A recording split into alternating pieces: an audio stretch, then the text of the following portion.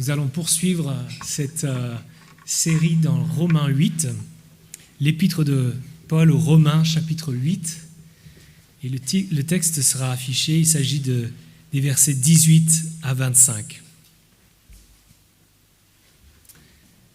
Je lis Romains 8, 18 à 25. J'estime d'ailleurs qu'il n'y a aucune commune mesure entre les souffrances de la vie présente et la gloire qui va se révéler en nous.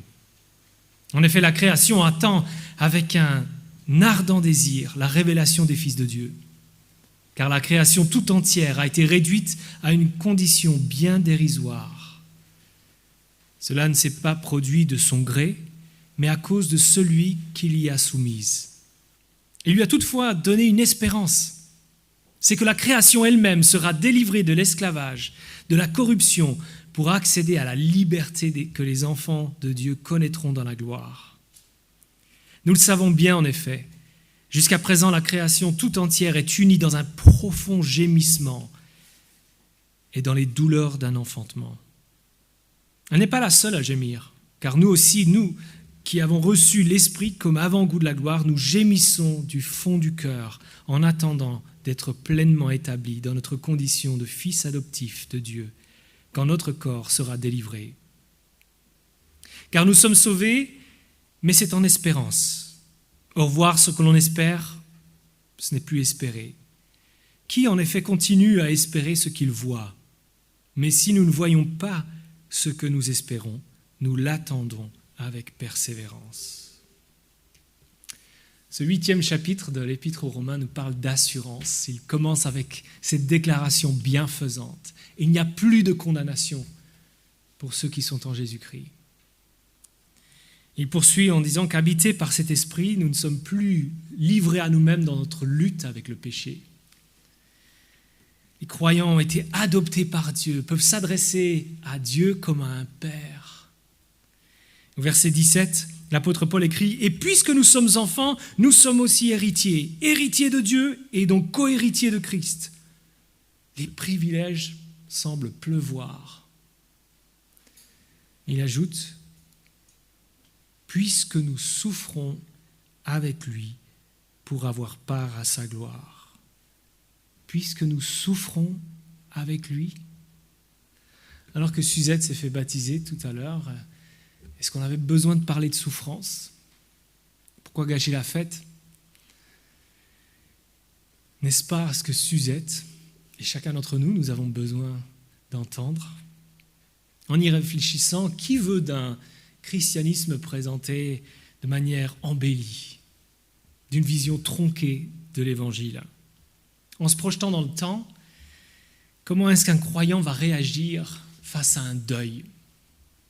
Un accident grave, une trahison. Est-ce qu'il ou elle sera tenté de dire à Dieu, avec mon engagement, et il m'arrive ça? Un pas plus loin, de questionner son amour de père. Est-ce que c'est de cette façon que tu traites tes enfants? Au verset 17, l'apôtre Paul s'intéresse à 2 séquences sur la ligne du temps pour les enfants de Dieu.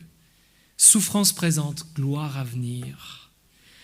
Et ce sont les séquences qu'il développe dans les versets 18 à 25.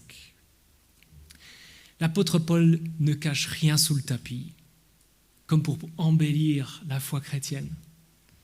Il veut au contraire aborder le sujet en exprimant l'extraordinaire privilège d'être enfant de Dieu. En parcourant les versets 18 à 25, on va se poser 3 questions. Comment peut-il écrire une chose pareille? Verset 18. Comment l'explique-t-il? Verset 19 à 23. Comment le vivre? Verset 24 à 25. D'abord, comment peut-il écrire une chose pareille? Verset 18.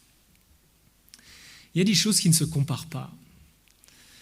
Imaginez un jour où je rentre à la maison, j'appelle mes filles. Les filles, aujourd'hui, sortez vos tirelires. Nous allons comparer votre tirelire avec la fortune de Jeff Bezos, l'homme le plus riche au monde.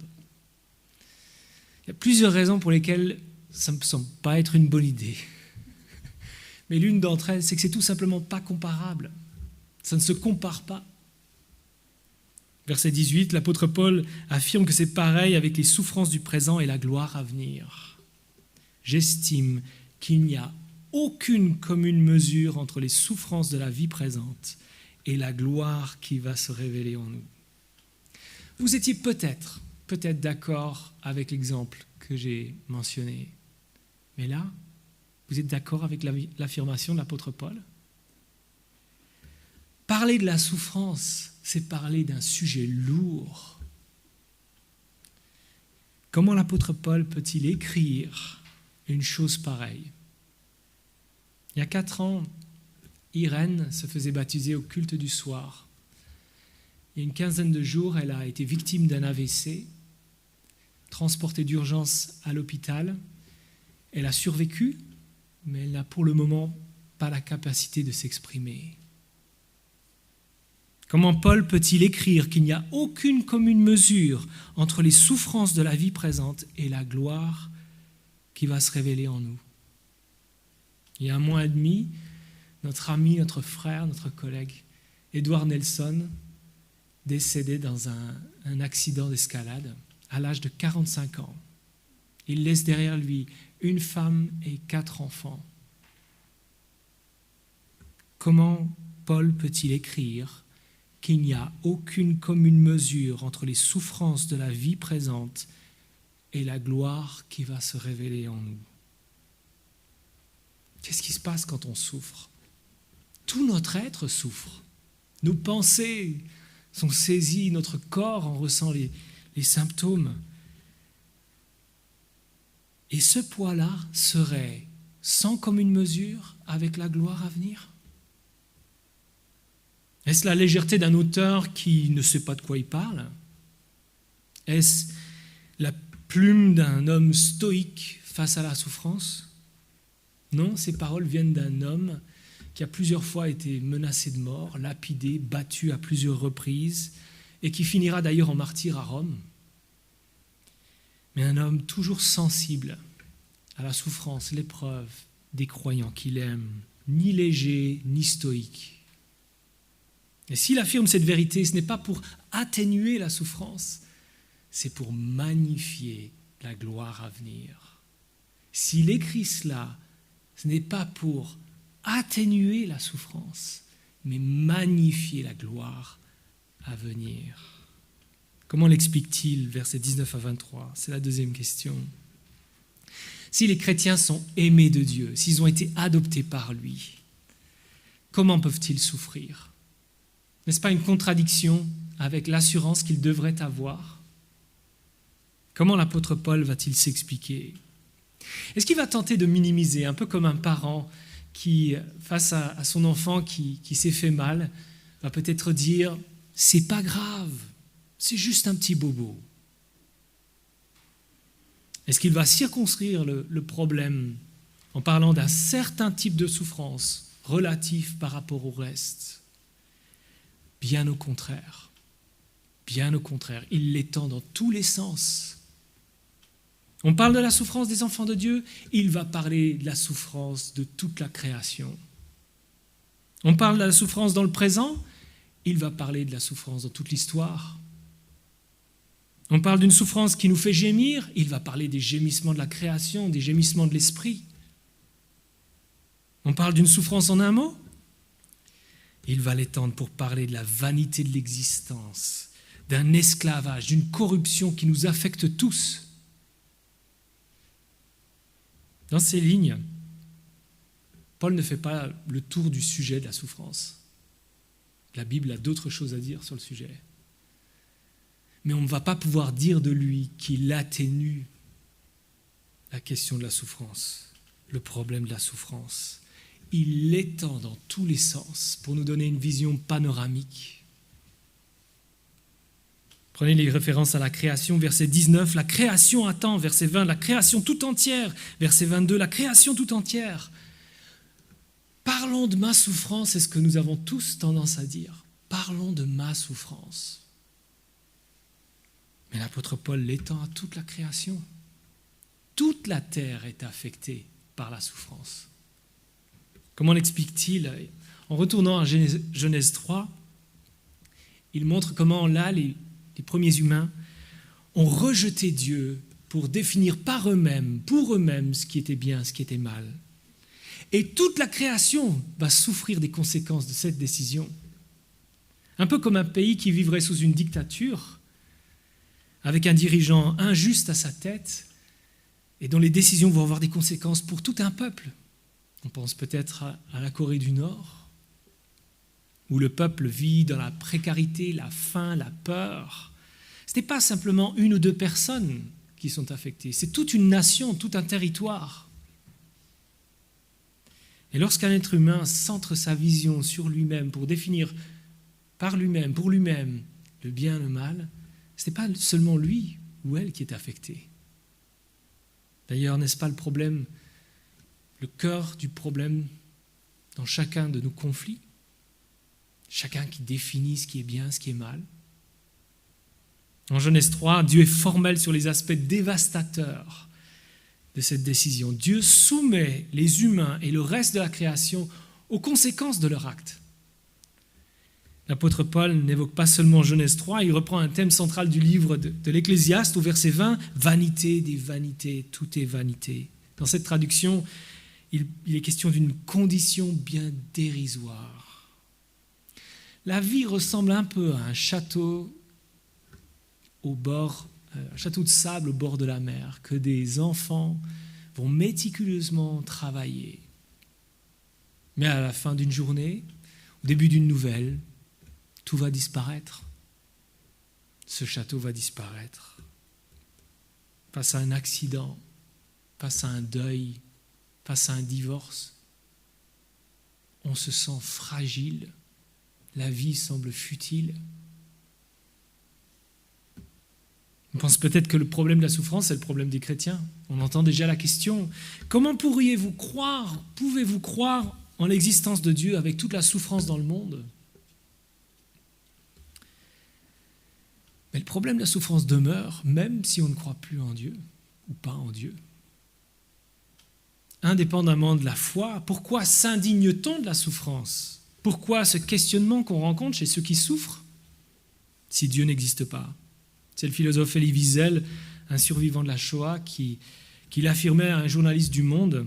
À la question « Pourquoi la souffrance ?», il commentait « Un croyant qui est très croyant et qui passe par des moments de doute, je comprends. Un incroyant qui passe par des moments de foi, je comprends aussi. Mais un véritable athée tel que nous le concevons, pour lui ou pour elle, la question ne se pose même pas. Si Dieu n'existe pas, alors il n'y a plus de question. Face à la souffrance, la question qu'on se pose tous, c'est pourquoi ?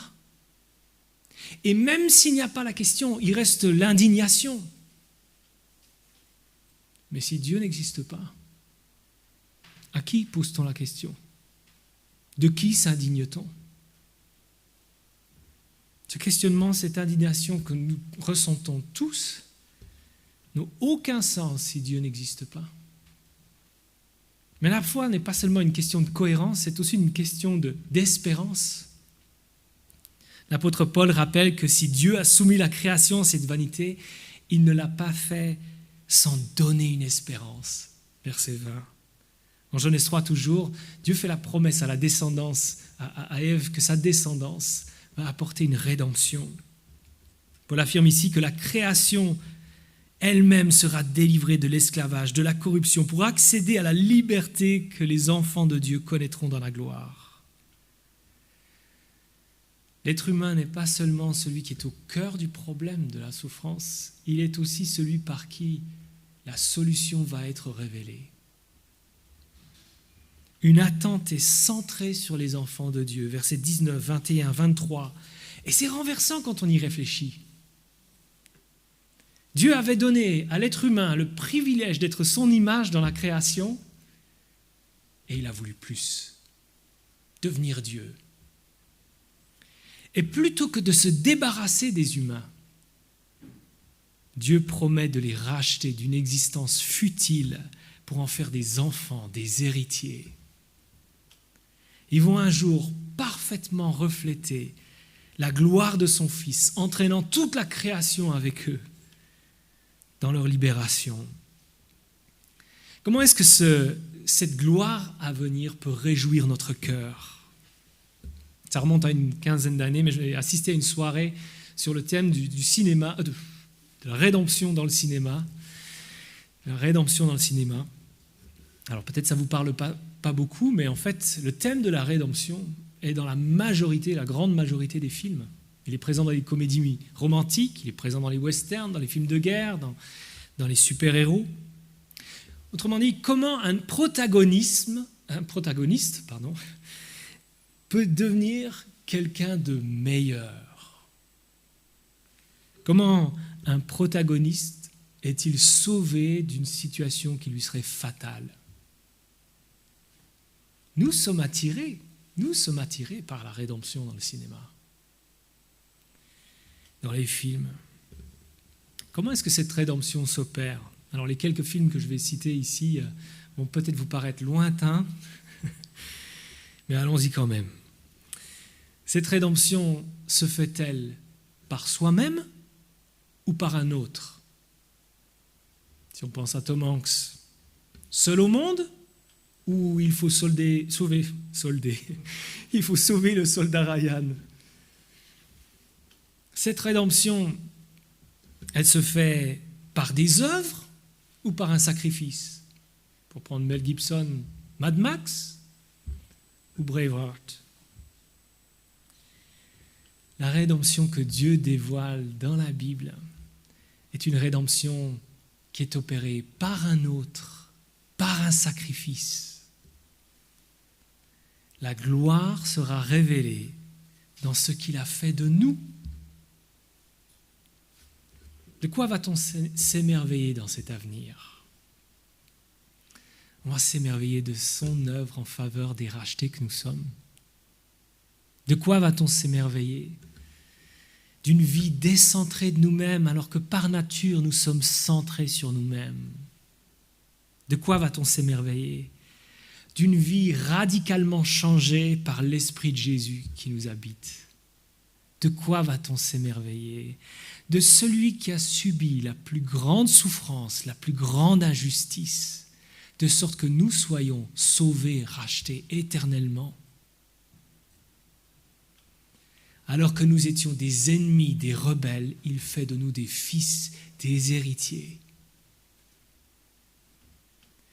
Et lorsque cette gloire-là est en vue, la souffrance expérimentée prend une autre perspective. Comme un bon film qui vous laisse sans voix, mais mieux encore.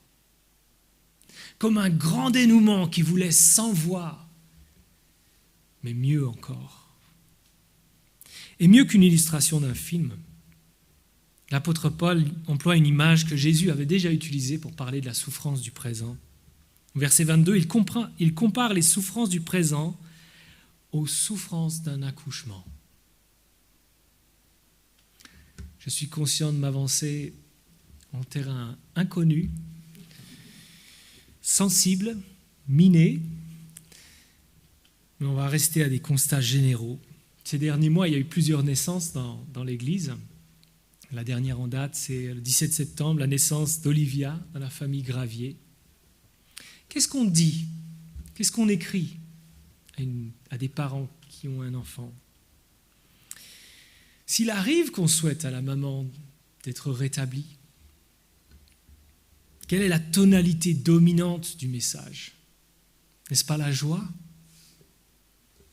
Dans un message, ce serait surprenant de s'attarder, d'écrire des lignes et des lignes sur les souffrances de l'accouchement, parce que c'est la joie qui doit dominer. C'est la joie qui domine. Pour Jésus, ou Paul ici, c'est une bonne illustration de cette séquence souffrance présente, gloire à venir. Paul nous invite à avoir cet avenir en tête. Tout à l'heure, j'ai mentionné le décès d'Édouard. Une expression qu'il aimait dire se retrouve ici en filigrane. le meilleur est à venir.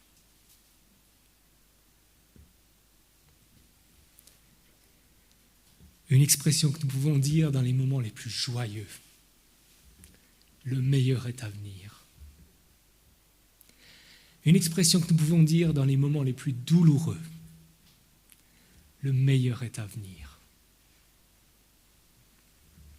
Verset 23, l'apôtre Paul affirme que les enfants de Dieu gémissent. Pourquoi gémissent-ils ? Parce qu'ils ont goûté à l'Esprit de Christ en eux. Autrement dit, c'est parce que nous avons goûté à la joie de nous savoir acquittés que nous aspirons à plus. C'est parce que nous avons goûté à la joie de renoncer à certains péchés que nous aspirons à plus. C'est parce que nous avons goûté à des moments d'intimité avec Dieu, par le chant, dans la prière, que nous aspirons à plus. L'Esprit qui nous a été donné est un avant-goût de cette gloire à venir et il nous fait aspirer à plus. Verset 23, nous attendons d'être pleinement établis dans notre condition de fils adoptifs de Dieu quand notre corps sera délivré. Pour terminer, comment le vivre, versets 24 et 25. Est-ce que vous vous souvenez d'une attente qui a été particulièrement difficile pour vous ? Pensez à une attente qui a été très dure à vivre. Pensez à son intensité, aux angoisses que vous avez ressenties. L'attente d'une nouvelle, l'attente d'une guérison, l'attente de résultats, l'attente d'une sortie d'hôpital. En y réfléchissant moi-même, et je ne sais pas si c'est le cas pour vous, mais j'ai de la peine à me souvenir de l'intensité de cette attente. J'ai de la peine à me souvenir de l'angoisse que cela représentait. Alors que sur le moment, elle était omniprésente, cette intensité, cette angoisse. Et je ne parle pas ici des attentes que vous expérimentez maintenant. Nous expérimentons maintenant l'aspiration à une situation plus stable, un rétablissement, une délivrance, un changement. Je parle d'une attente passée. Quand l'attente est terminée, on a de la peine à se souvenir de l'angoisse, de ce qu'on ressentait, ce qu'on attendait est arrivé. Il me semble que c'est un peu ce que l'apôtre Paul veut communiquer au verset 24. Voir ce que l'on espère, ce n'est plus espérer. Qui en effet continue à espérer ce qu'il voit ? Par espérer, il ne faut pas comprendre un vague désir, un rêve, un espoir. Il s'agit de l'espérance que Dieu promet et qui attend une réalisation.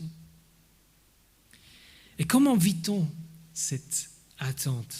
Verset 25, « Mais si nous ne voyons pas ce que nous espérons, nous l'attendons avec persévérance. » Nous l'attendons avec persévérance.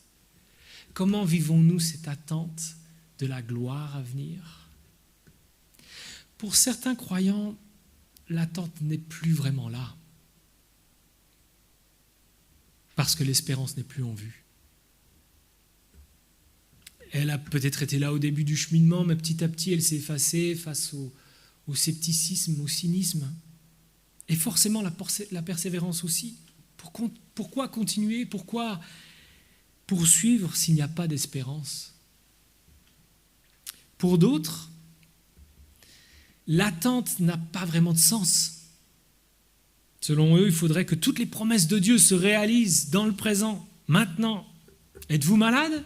Il faut prier et Dieu vous guérira. Et s'il ne le fait pas, c'est que vous manquez de foi. Il faut prier davantage, affirme-t-il.